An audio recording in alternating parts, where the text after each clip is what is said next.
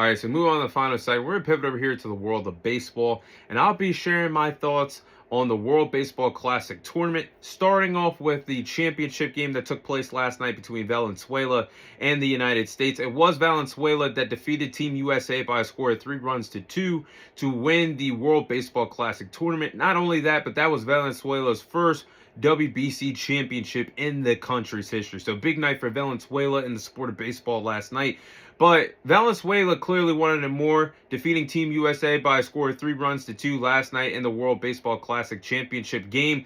And Venezuela, you look at their lineup, it's good, and they have a lot of MLB players led by Ronald Acuna Jr. and several others. You look at their lineup compared to other Avengers lineups like Team USA or the Dominican Republic's lineup.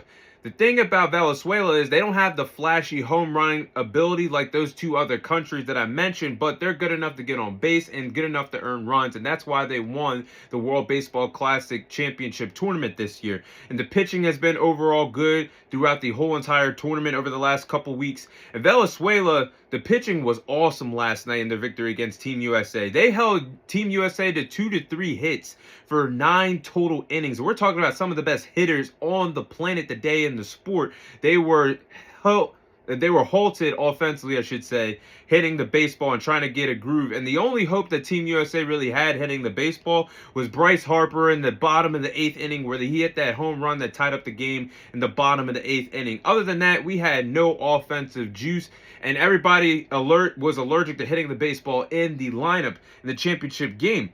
And at the top of the 9th inning, this proves my point. Venezuela clearly wanted the more because they delivered in the clutch.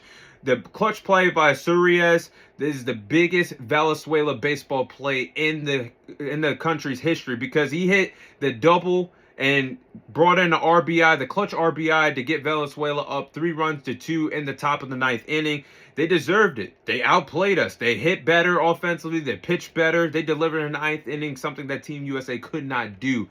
So I want to put the blame on a guy that I love, and that's Aaron Judge. And I'm a New York Yankees fan. This guy is a 2-time MVP, one of the best hitters in baseball today with playoff experience. And Aaron Judge's own words, he said the WBC tournament was bigger than the World Series. Well, damn it, you didn't show up for us in the World Series back in 2024 against the Los Angeles Dodgers, and you did not show up for your country in the WBC tournament, because he was 0 for 4 with 3 strikeouts in the championship game against Venezuela. Definitely went MIA when needed to deliver in the clutch. And in elimination games, Aaron Judge's stat line was horrible. 2 for 11, 6 strikeouts, 0 RBIs in elimination games for Team USA. That is unacceptable. And I am honestly lost why Gunnar Henderson got the Jason Tatum treatment in the championship game. And what I mean by that is Jason Tatum was not utilized in the 2024 Summer Olympics by Steve Kerr.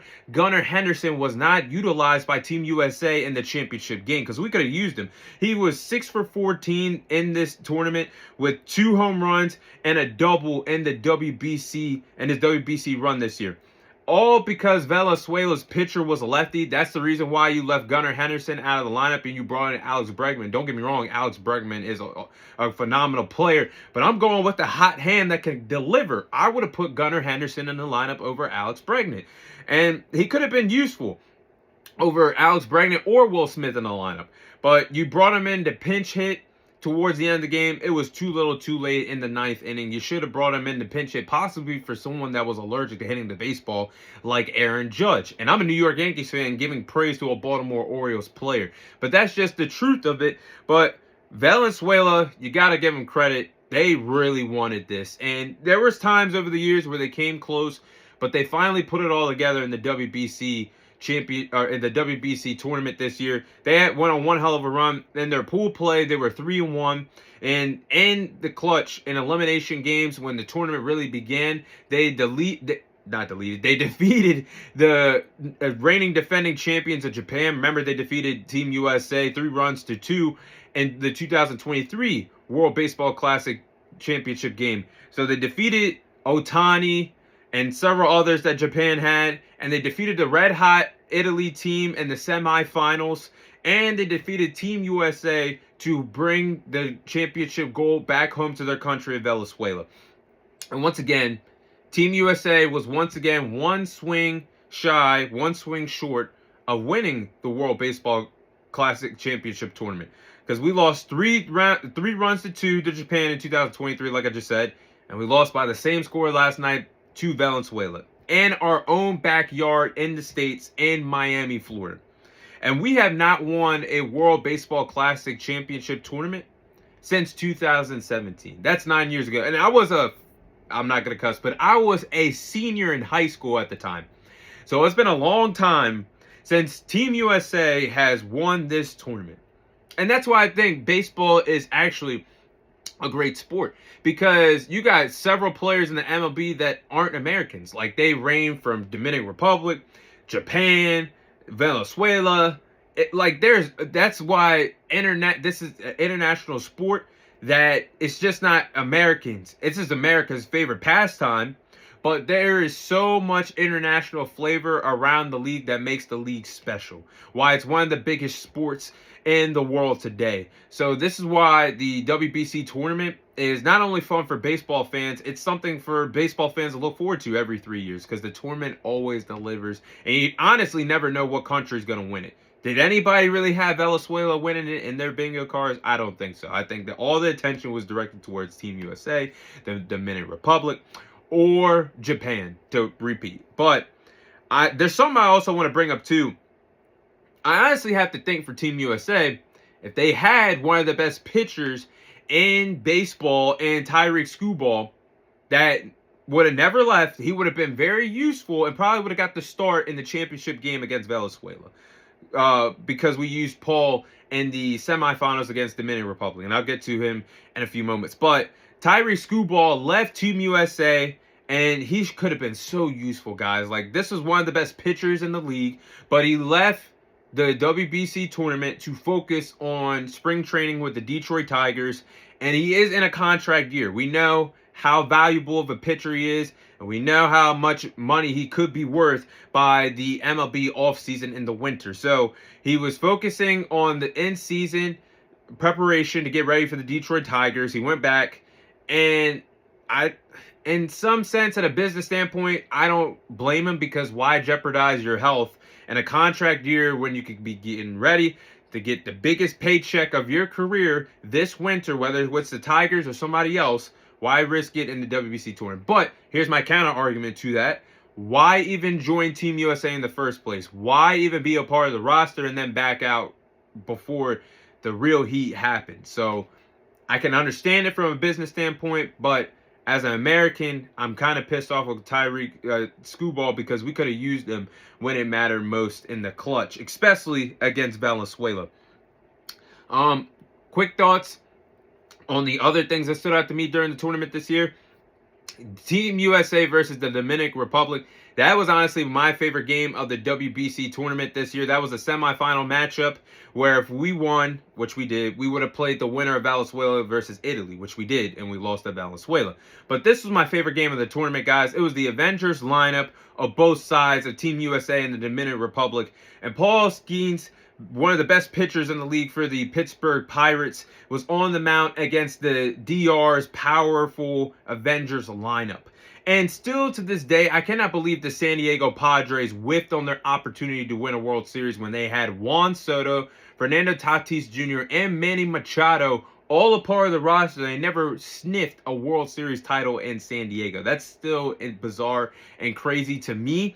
But you look at this game between Team USA and the Dominican Republic. The Dominican Republic was actually scoreless for 7 straight innings, and their best player, in my opinion, Juan Soto, was actually 0 for 4 in that game at the bat. He could not deliver in the clutch, and there were some huge plays that swung the momentum of the game. You look at the huge defensive play by Aaron Judge in the bottom of the third, where he used his arm strength to throw the ball all the way to third base, where Fernando Tatis Jr. was trying to get extra bases, and he got caught trying to get to third base and got called for the out. That was a huge swing play for Team USA. And then look at the top of the 5th, where Aaron Judge looked like he hit a home run out of the park. He drilled that ball in the top of the 5th, but got robbed of his home run. And that was a huge momentum swing play for the Dominican Republic to remain in the ball game with Team USA, so they didn't pull away.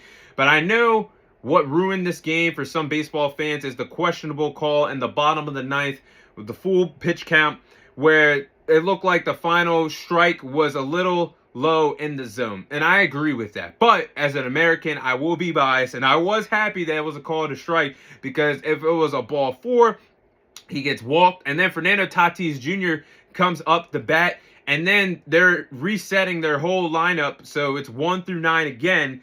We honestly would have never known what would have happened. I don't even know if we would have got to the championship game or not. But there, to be fair, for Team USA and the Dominican Republic, there was questionable calls by the umpires all game long, and with the pitching. Plus, you can't really say that final play really determined the game between us and the Dominican Republic, because the DR had several opportunities to pull away from the game where they had runners in scoring position and they couldn't deliver RBIs in the clutch. And like I said, 7 straight scoreless innings. So I think that was my favorite game, but definitely there was some question marks towards the end of the game, especially the final pitch on the full count. You hate to see a game end like that, but that was a really good moment. And I also want to give a shout out to Italy before I close this segment, because Italy really was like, I don't want to say the Cinderella team, but I don't think anybody's seen their run coming. Like, they made it all the way to the semifinals for their first time in their country's history in the WBC tournament, and they went undefeated in Pool B. Like, if you guys remember, they went undefeated, and that's the same pool that Team USA was in. If we didn't get any help from the Italy and Mexico game, I don't even know if Team USA would have made the tournament or not. But we got help to get in, thanks to those two respective countries, and we got all the way to the championship game. But Italy did go undefeated in pool play, and they just ran into a good Venezuela team in the semifinals. And honestly, I would have liked if Team USA would have got their get back against Italy, because Italy did embarrass us in one of the biggest upsets in pool play. And of course, that was a game that Team USA, we rested the starters thinking everything was sweet, but clearly it wasn't, and we were this close to not even making the tournament, which would have been a damn shame with players like Aaron Judge, Gunnar Henderson, Alex Bregman, Bryce Harper, etc. But man, this is what made me fired up for baseball. This is the fire I needed, because if you guys follow the podcast, clearly football, the NFL is my favorite sport to follow for you guys and to cover. But baseball, this got me ready. This got me ready for the season. So we'll see what happens. But those are my thoughts on the WBC tournament this year. Congratulations to Venezuela once again for winning their first WBC championship tournament in their country's history. Well deserved. But that is all the time I have for you guys today. Thank you guys for watching. Thank you guys for listening. This is your host, Thomas Tyree, signing off. And I'll see you guys on next week's episode.